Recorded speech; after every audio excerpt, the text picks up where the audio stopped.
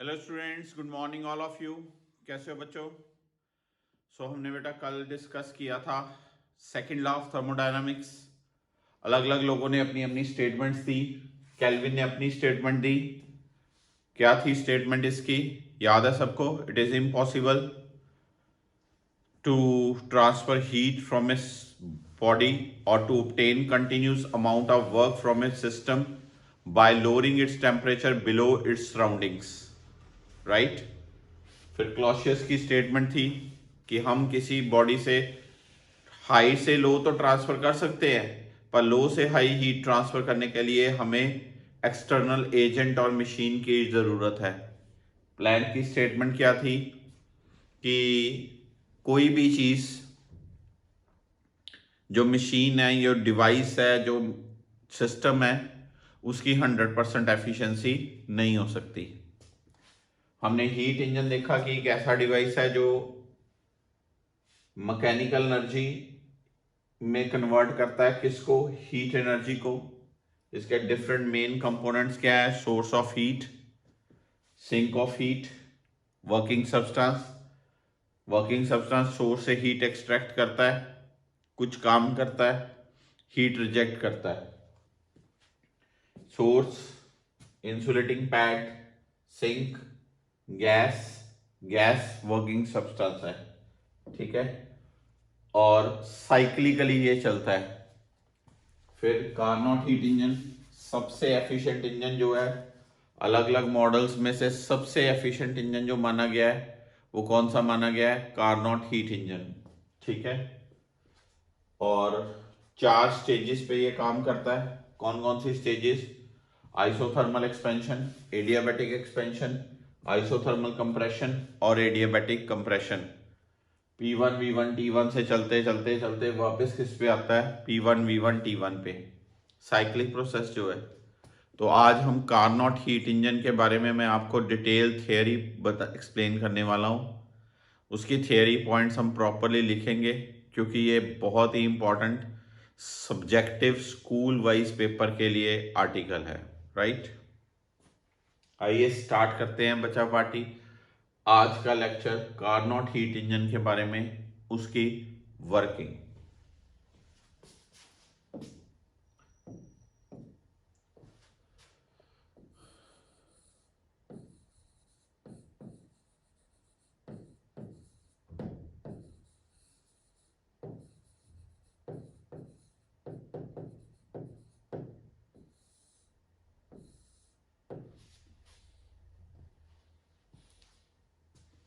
सबसे पहली स्टेज कौन सी इसकी?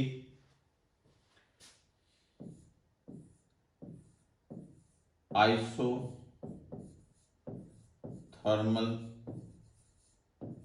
Expansion.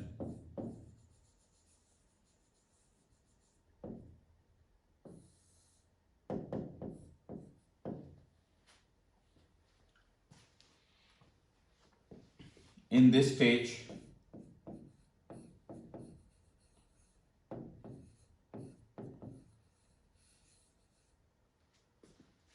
cylinder is placed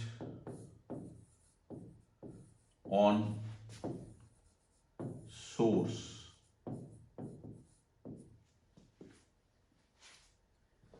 Through its base,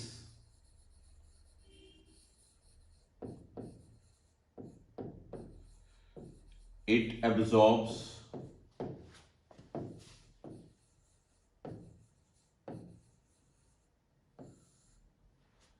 certain amount of heat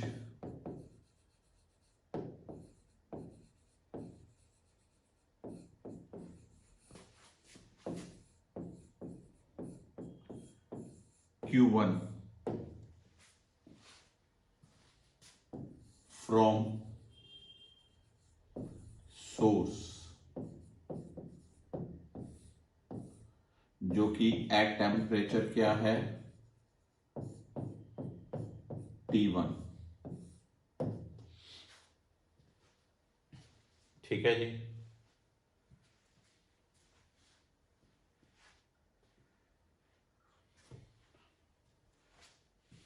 ये सोर्स का temperature T1, the gas absorbs heat and expands slowly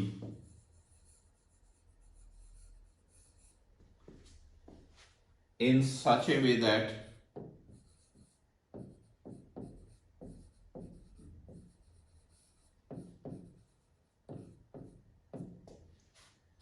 temperature remains same.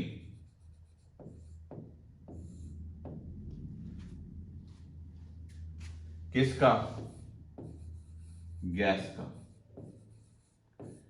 नाम ही है isothermal expansion. If P1 V1 T1 B initial parameters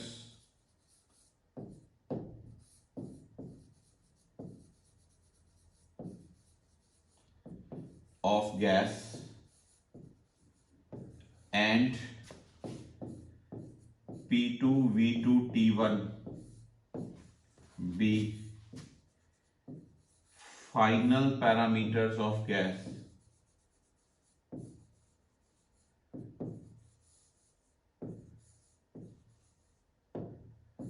then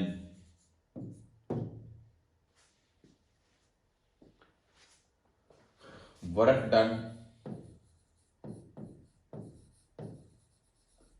in this process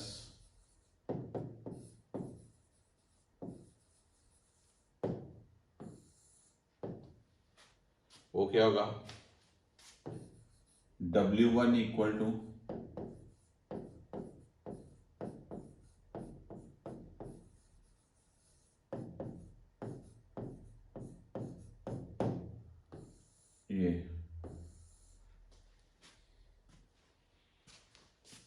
ये 1 number equation.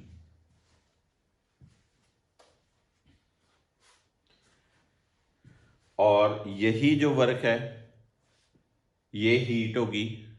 क्यों? क्योंकि isothermal में change in turn energy क्या होती है? शून्य। टेम्परेचर जो कांस्टेंट, तो डी यू क्या हुआ? शून्य। जो अगर डी यू शून्य हुआ तो D Q equal to D U plus D W होता है, तो D Q equal to W नहीं होगा। इसलिए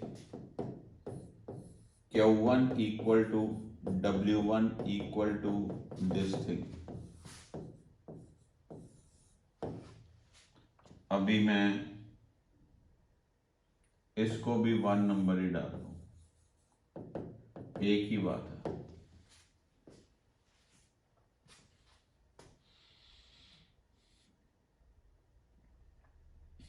ठीक है, एक लाइन छोड़ने लगा हूं।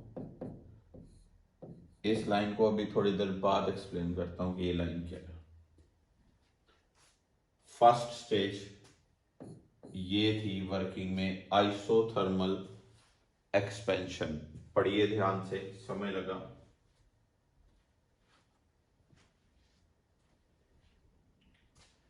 पक्का?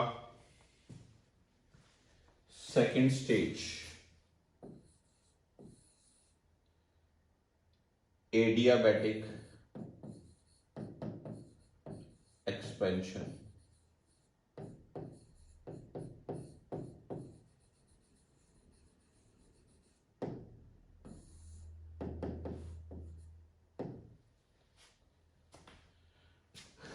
In this expansion,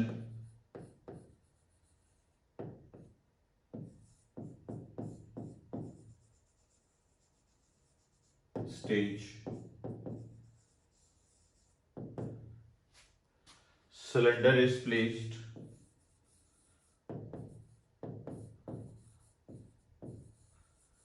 on insulating pad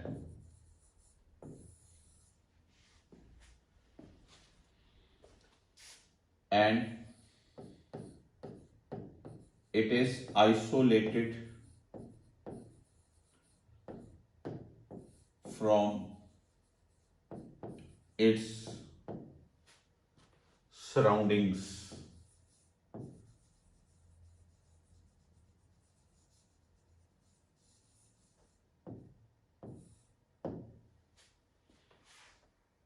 क्योंकि वॉल्स उसकी पहले ही नॉन कंडक्टिंग थी, बेस को भी इंसुलेटिंग पैड पे रख दिया तो सारा सिस्टम कट ऑफ हो जाएगा सराउंडिंग से, इसलिए तो नाम पड़ा adiabatic. Because of heat absorbed it will further expand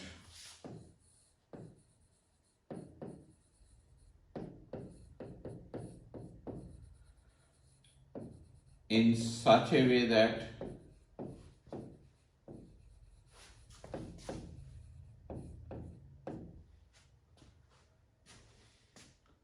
the parameters of gas changes from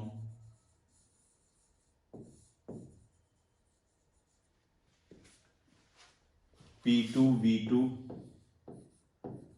T1 to P3 V3 T2।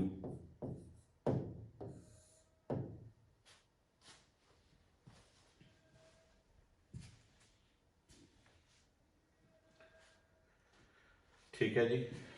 The work done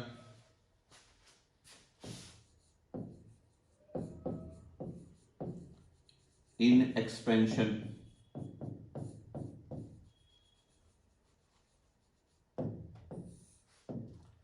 क्या होगा, R/1 minus gamma T2 minus T1, 2 number. एक line छोड़ने लगा हूं, जैसे मैंने यहां छोड़ी थी यहां भी छोड़ने लगा हूं, बाद में बताता हूं। फील लो पहले इस स्टेप की।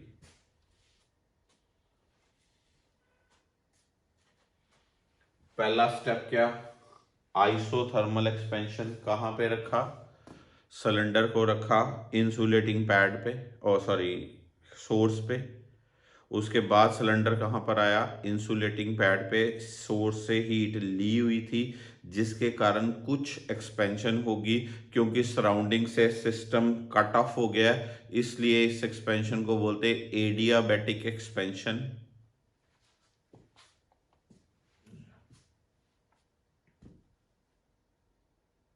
ठीक है। Third,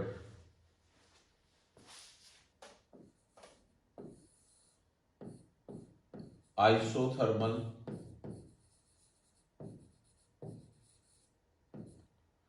compression.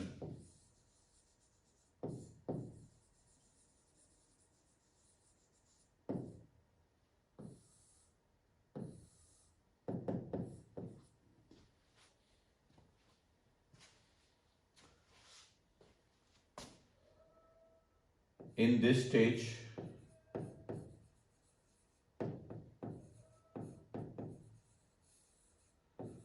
cylinder is placed on sink,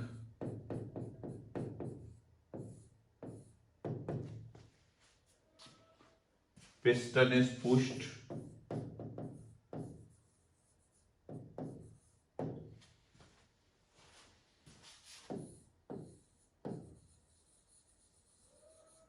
gently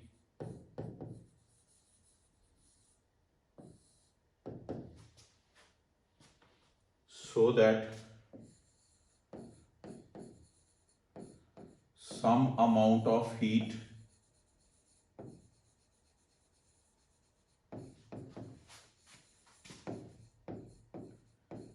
is rejected to sink via base,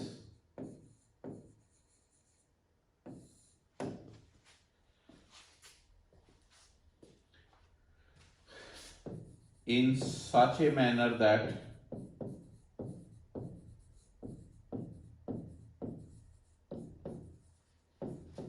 temperature of gas remains same. Isothermal जो now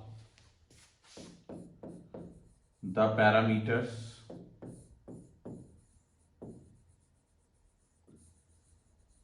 of gas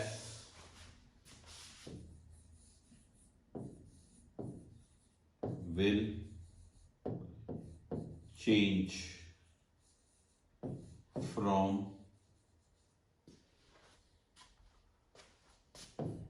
P3 V3 T2 P4 V4 T2.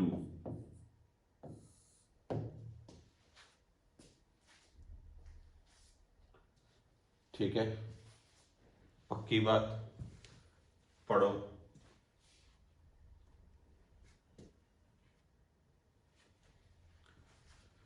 अब work done minus 2.3026 RT2 log to the base 10 V4 by V3. ये minus sign क्यों? Work done on the system, यही work done Q2 होगा जो heat reject हुई, बेशक इसको 3 number दे दो। और फिर वर्क डन का एक और एक्सप्रेशन आएगा, अभी बताता हूं वो क्या। सस्पेंस, सर आप सस्पेंस रखी जा रहे हो, ये क्या है? थोड़ी सी पेशेंस। पहले क्या है? आइसोथर्मल एक्सपेंशन, हीट एब्जॉर्ब हुई Q1, ये एक्सप्रेशन। एडियाबैटिक एक्सपेंशन, ये expression.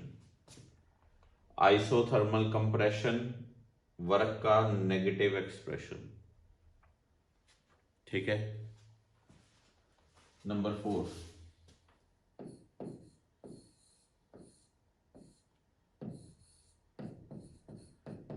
Adiabatic compression,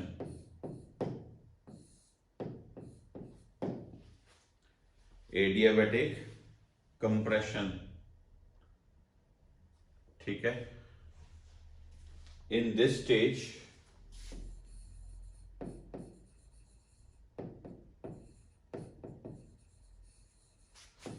piston is, or rather I should say cylinder is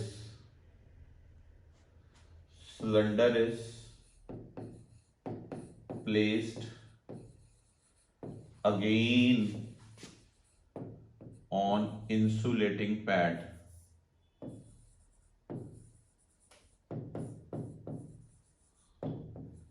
and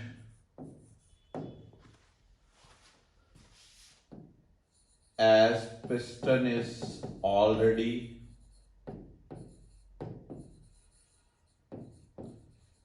in pushed mode, क्योंकि हमने पिछले मोड में उसको पुश किया था, therefore it will be compressed slightly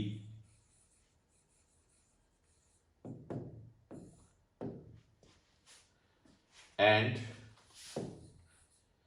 gas will attain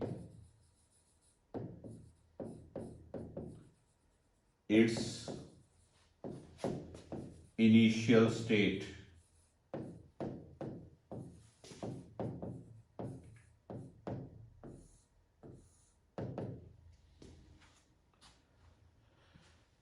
Its initial state the parameters will now become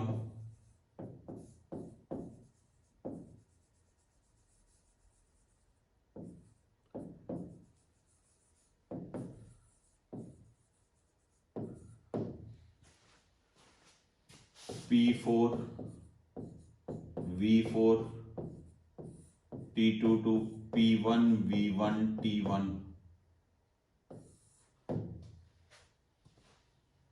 वापस the work done will be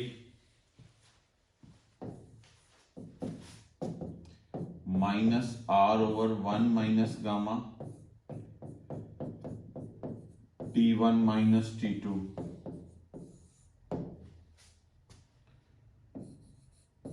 एक expression और क्वेश्चन मार्क. चारों स्टेजेस. पहली स्टेज क्या?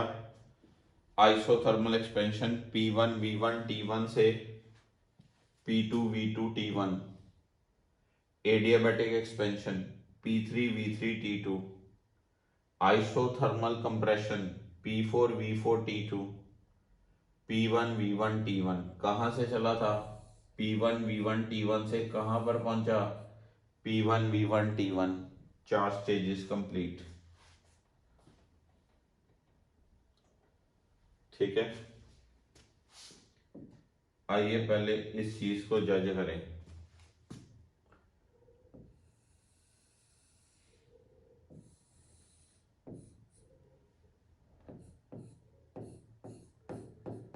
P V पहली stage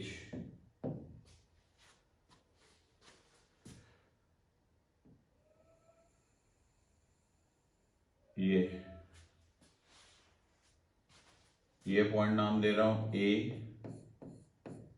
P1 V1 T1. B P2 V2 T1. Heat absorb हुई Q1.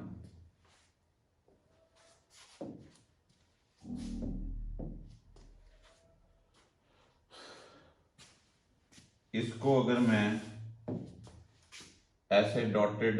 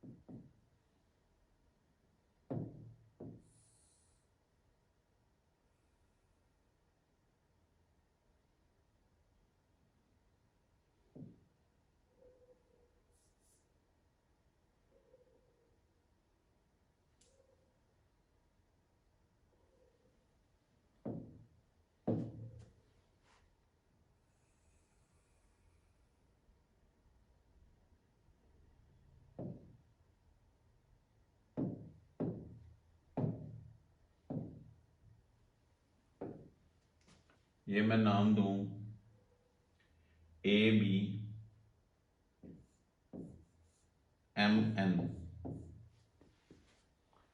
तो ये जो सारा एरिया है ये क्या देगा?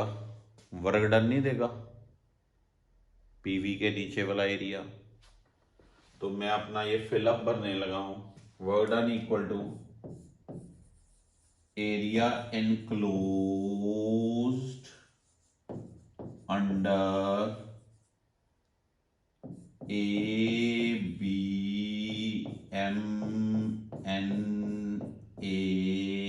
कर्व.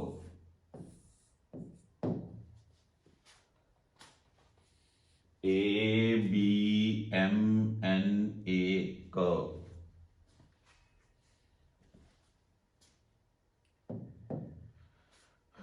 दूजा प्रोसेस केड़ा है? एडियाबैटिक.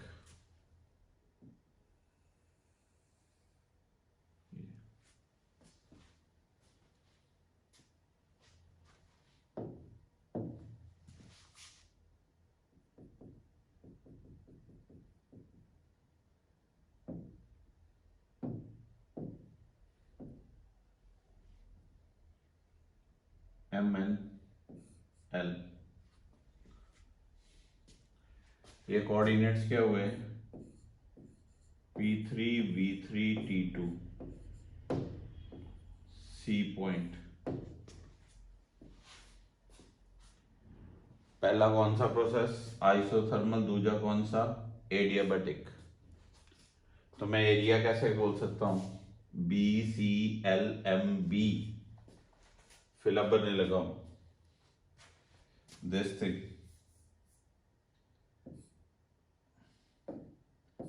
एरिया विदिन BCLMB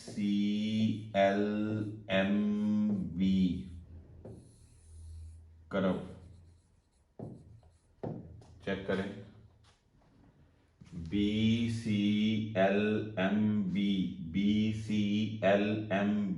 करो।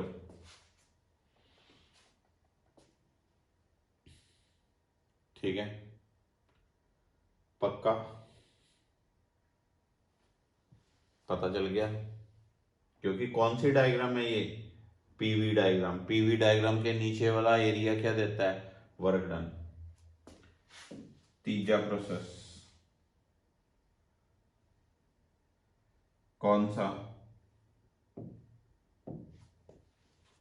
Isothermal compression.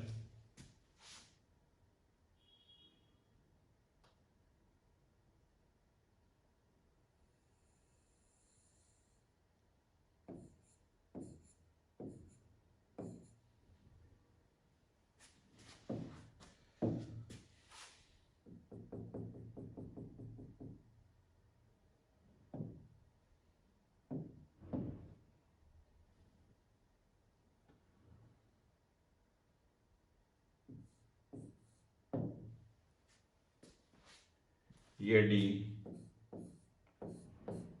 P4 V4 T2 heat rejected Q2। तो क्या करूं वर्क डन को?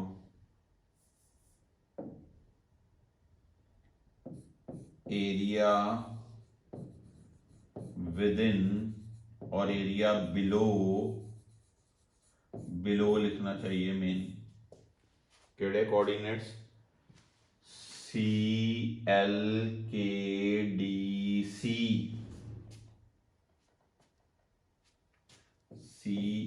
CLKDC।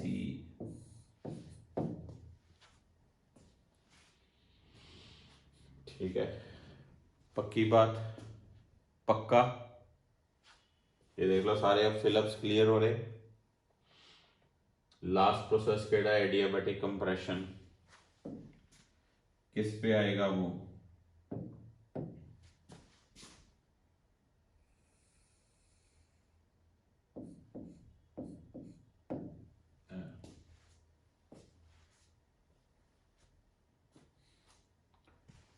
इस डी पॉइंट से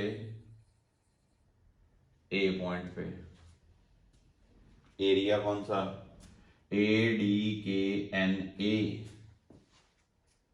वर्क डन इक्वल टू क्या?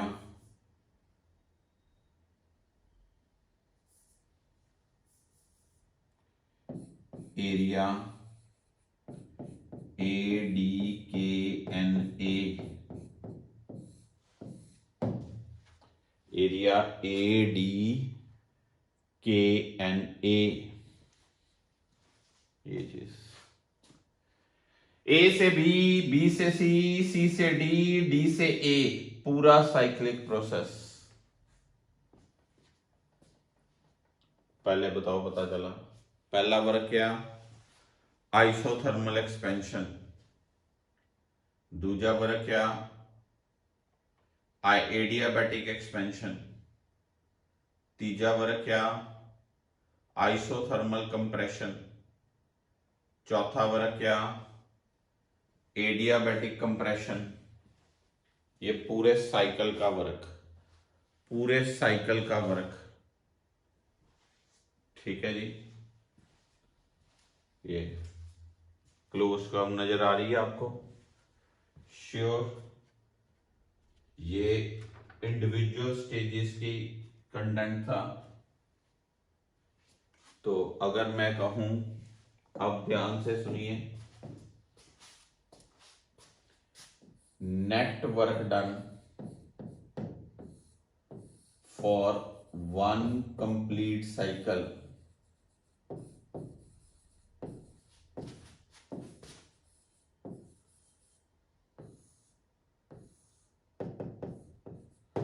ग्राफ वाइज सामने ही आपके क्या होगा, ABCD, ए क्लोज साइकिल का work, area of closed cycle ABCDA,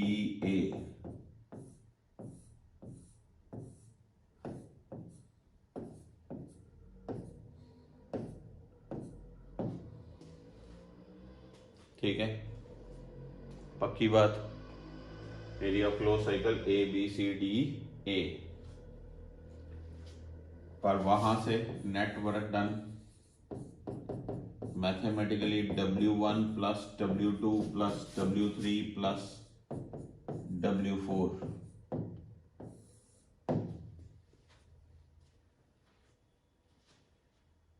आप देखो W2 ये है और W4 ये है, मैग्नीट्यूड वाइज सेम है दोनों, इसको माइनस को अंदर ले जाओ, T2 माइनस T1, ये क्या होंगे, कैंसल हो जाएंगे, because W2 is negative of what, W4। तो नेट वर्क डन क्या आया, W1 plus W3, W1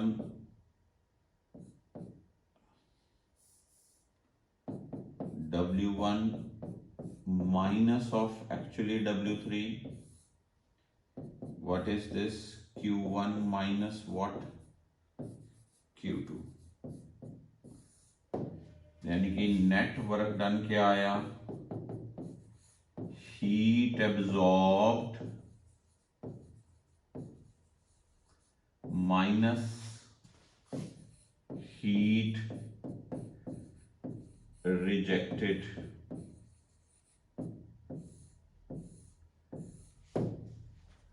absorb ज्यादा होगी, रिजेक्टेड कम होगी, वर्क डन पॉजिटिव होना चाहिए।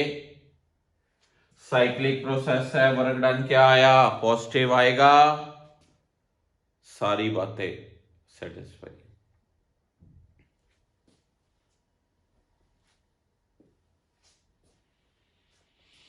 अब फील लेना पहले सारी चीज की।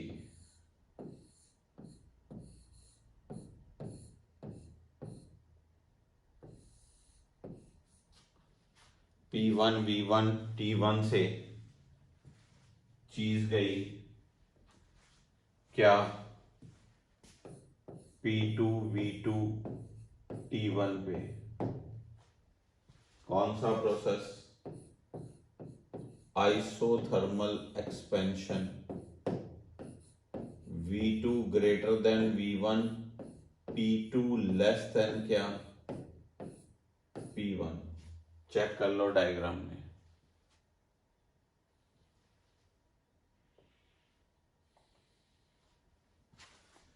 इसके बाद चीज गई P3 V3 T2 पे, क्या है ये, adiabatic expansion,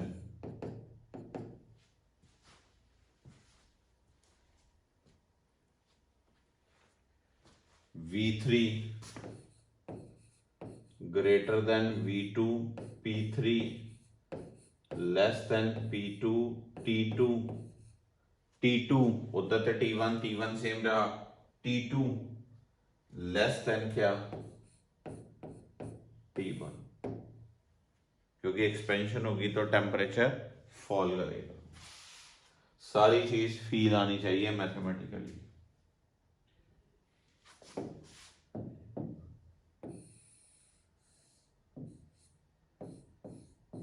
P4 V4 T2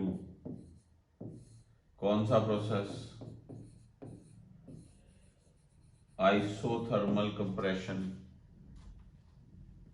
तो क्या हुआ, V3 ग्रेटर देन V4 के नहीं, V3 greater than V4, V3 V4 से बड़ा, और P4 ग्रेटर देन क्या, P3। टेम्परेचर तो T2 सेम ही है।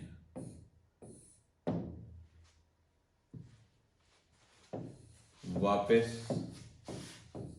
P1 V1 T1 कौन सा, एडियाबैटिक कंप्रेशन, एडियाबैटिक कंप्रेशन। जल्दी से सोचो, V4 ग्रेटर देन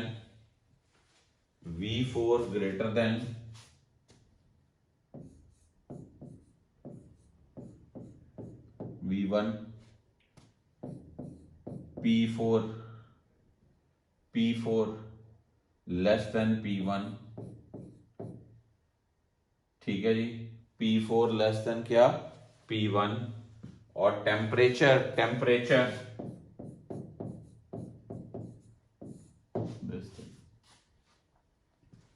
ये सारा टेबुलर ट्रैक आना चाहिए। कहां से चली बात, कहां पर आई बात, साइक्लिक प्रोसेस। कौन सा process, cyclic process. Cyclic process में नेट वर्क डन क्या आया, heat absorbed minus heat rejected, heat absorbed minus heat rejected, this thing. Okay, पता चला पॉइंट आपको, नेट वर्क डन। अब आती बात एफिशिएंसी ऑफ इंजन।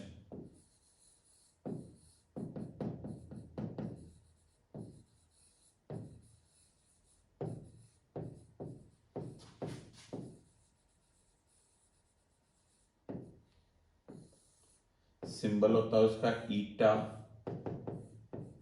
एफिशिएंसी शुरू से बचपन से पढ़ते आ रहे हो, आउटपुट ओवर इनपुट, याद है। तो यहां पर क्या होगा, efficiency of heat engine is work done by engine per cycle over heat absorbed per cycle,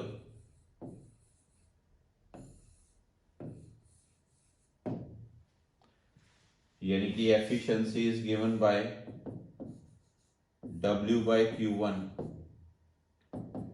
W is Q1 minus Q2 by Q1, 1 minus Q2 by क्या, Q1। This is formula for efficiency, no doubt it is not very important, इसकी अलग formatting बनती है efficiency की, वो बनाने लगा हूं। 1 minus Q2 by Q1, Q2 heat rejected to sink, Q1 heat absorbed from the source। अब सुनना, जो फॉर्मूला हम अप्लाई करते हैं एफिशिएंसी का वो कुछ और होता है न्यूमेरिकल्स में, वो क्या होता है उसको अटेन करते हैं इससे। देखो जी, पहला प्रोसेस आइसोथर्मल है, उसकी इक्वेशन ये बनेगी, आइसोथर्मल एक्सपेंशन है तो P1 V1 equal to P2 V2 equation. दूसरा प्रोसेस है adiabatic, P2 V2 gamma equal to P3 V3 gamma.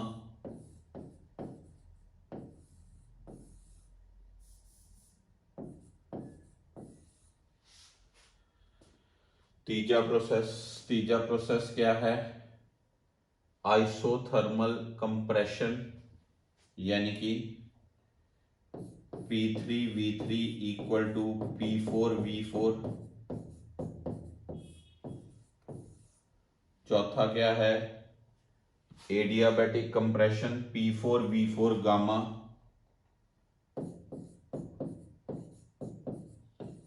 Equal to P1V1 gamma. चारों प्रोसेस की मैंने मैथमेटिकल इक्वेशन दे दी। आपको पता है आइसोथर्मल की इक्वेशन पीवी कांस्टेंट होती है और एडियाबैटिक की पीवी रेस्ट पर गामा कांस्टेंट होती है। ये आया बच्चा? चारों को मल्टीप्लाई करो, multiplying all the terms, P1 P2 P3 P4 V1 V2 gamma V3 V4 gamma P1 P2 P3 P4 V2 V3 gamma V4 V1 gamma. ये सारा कट गया। V1 V3 V1 gamma V3 gamma V2 V4 V2 gamma V4 gamma. क्या बना? V3 gamma -1 V1 gamma -1। एक minute ठीक कर दे। V1 1 minus gamma, V3 1 minus gamma, V2 1 minus gamma, V4 1 minus gamma, यानी कि V1 V3 equal to V2 V4 लिख सकते हैं। ठीक है जी, यानी कि बड़े ध्यान से सुनो, V2 बाय V1 को V4 बाय V3 लिख सकते हैं कि नहीं? इसको मैं नाम दे लूं 5 number. V2 by V4 equal V2 by V1 equal to क्या? V4 by V3। चेक कर लें, पहले चेक कर लें। V2 by V1 equal to क्या?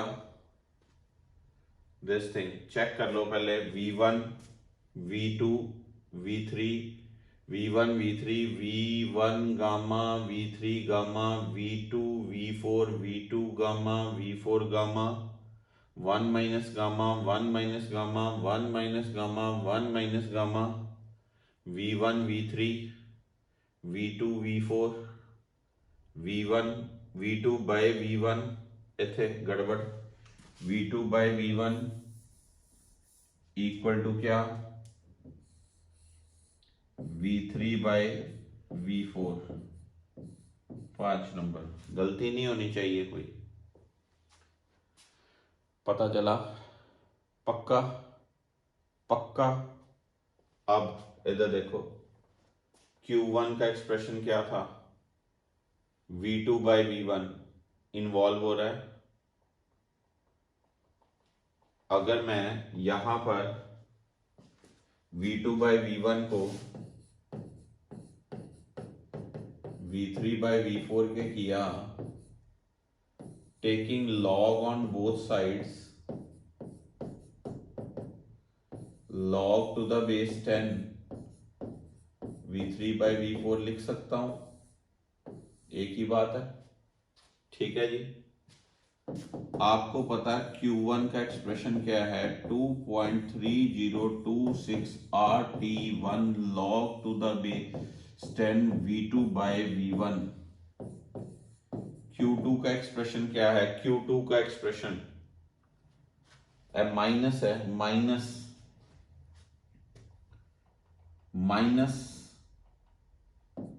2.3026 RT2 log to the base 10 V4 by V3। अगर मैं माइनस साइन खत्म कर दूं तो ये क्या बनेगा?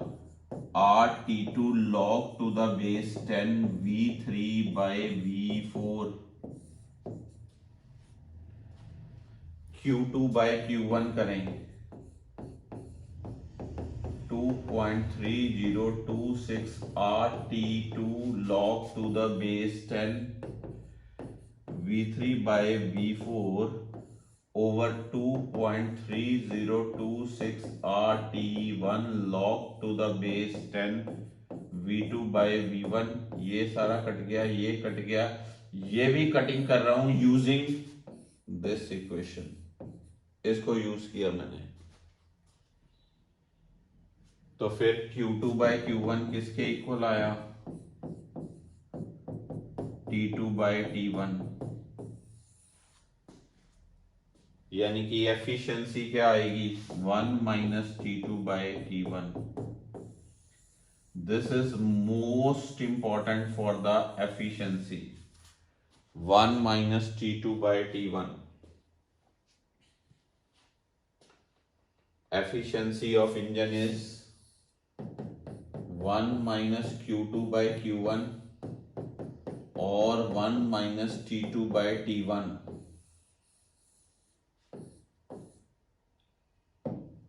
efficiency of the engine, efficiency of the heat engine is 1 minus T2 by T1। अब कुछ जरूरी बातें please. If T2 equal to T1 efficiency is 0, यानी कि इंजन काम नहीं करेगा। अगर सोर्स का सिंक का टेम्परेचर बराबर हो जाए तो काम नहीं करेगा।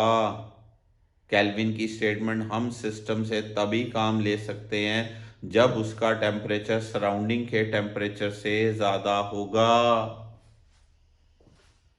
अगर T2 greater than T1 efficiency negative, which is not possible, हो ही नहीं सकती बात। If efficiency is 1, which is possible when T2 by T1 is 0, तभी एफिशिएंसी 1 होगी। T2 by T1 0 का मतलब है या T2 0 केल्विन और T1 इनफाइनाइट केल्विन, दोनों ही प्रैक्टिकली पॉसिबल नहीं होते। Therefore efficiency can never be 100%। किसकी स्टेटमेंट? प्लैंक्स की स्टेटमेंट। कोई ऐसा मशीन, कोई ऐसा इंजन, कोई ऐसा डिवाइस नहीं है जिसकी एफिशिएंसी 100% हो। और अगली बात ध्यान से सुनना फिर, फॉर एफिशिएंसी टू बी 1 और 100%, Q2 by Q1 should be equal to 0। तभी तो होगी ये 1, तभी होगी जब Q2 by Q1 0, which implies यहाँ Q2 0 हो और Q1 इनफाइनाइट हो। हम ये भी अटेन नहीं कर सकते, तो Q2 0 भी नहीं हो सकती, कुछ पार्ट रिजेक्ट होना ही होना है। इसलिए एफिशिएंसी क्या 100% नहीं हो सकती। Q2 by Q1 can never be equal to क्या? 0। फिर से efficiency 1 minus T2 by T1 minus T2 by T1, more the difference, more will be efficiency, more the difference, more will be the efficiency। जितना ज्यादा difference होगा उतनी ज्यादा efficiency होगी। इसीलिए सोर्स का टेम्परेचर बहुत ज्यादा होना चाहिए और सिंक का टेम्परेचर उसके विद रिस्पेक्ट टू बहुत कम होना चाहिए।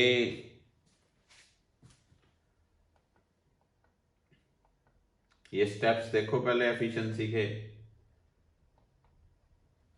पहला प्रोसेस, दूसरा प्रोसेस, तीसरा प्रोसेस, चौथा प्रोसेस, सबको मल्टीप्लाई कर लिया मैंने।